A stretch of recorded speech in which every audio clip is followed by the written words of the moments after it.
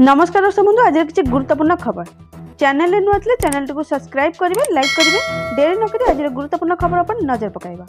आज प्रथम खबर आसिला पाणीपाग को नहीं बड़ अपडेट राज्यर 5टी जिले में प्रबल वर्षार संभावना।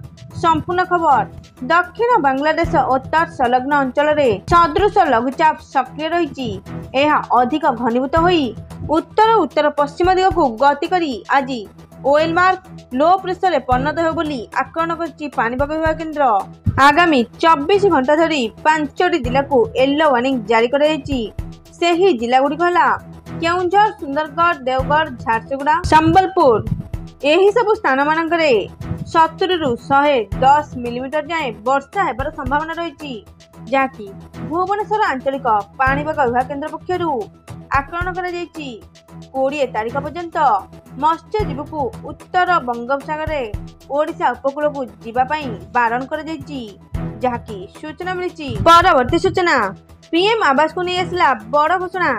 संपूर्ण खबर जदि आपण एक कच्चा घरे रोचंदी तेबे चिंता करंतु नहीं कारण वर्तमान सरकार द्वारा उत्कृष्ट योजना चलची आपण को स्थायी घर जोगाइबा पई सरकार कार्य करचंदी लाभ आपण सहजरे पाई परिबे जहाँकि आपण पई बड़ गुरुत्वपूर्ण खबर। लोक मानकु स्थायी घर जोगाइबा पई सरकार पीएम आवास प्लस योजना आरंभ करचंदी।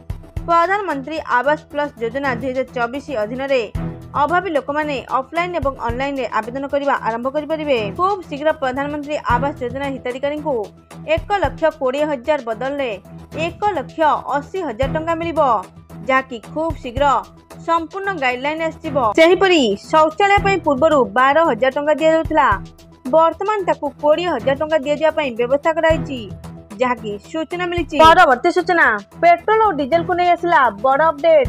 संपूर्ण खबर आज सारा देश में पेट्रोल डीजल मूल्य प्रकाश पाई जातीय स्तर में इंधन मूल्य रे स्थिरता देखा मिली किंतु सोमवार दिन देशर प्रमुख सहर गुड़िक पेट्रोल एवं डीजल मूल्य केते अच्छी आसंतु जानिबा। किछि स्थान रे दर खसुथिया बेले आउ किछि स्थान रे दर स्थिर थिबा देखा मिली। ओडिशार आज पेट्रोल मूल्य 1 लिटर पिछा 101 टंका 5 पैसा रही। सेहिपरि डीजल मूल्य लिटर पिछा 92 टंका 62 पैसा रही। देशर राजधानी दिल्ली पेट्रोल मूल्य लिटर पिछा 94.72 रही बेले डीजल मूल्य लिटर पिछा 87.62 पैसा रही। सेहिपरि मुंबई रे पेट्रोल मूल्य लिटर पिछा 103 टंका 84 पैसा रही बेले डीजल मूल्य लिटर पिछा 89 टंका 97 पैसा रही जहाँकि सूचना मिली। ये आज किसी गुरुत्वपूर्ण खबर। Thank you all.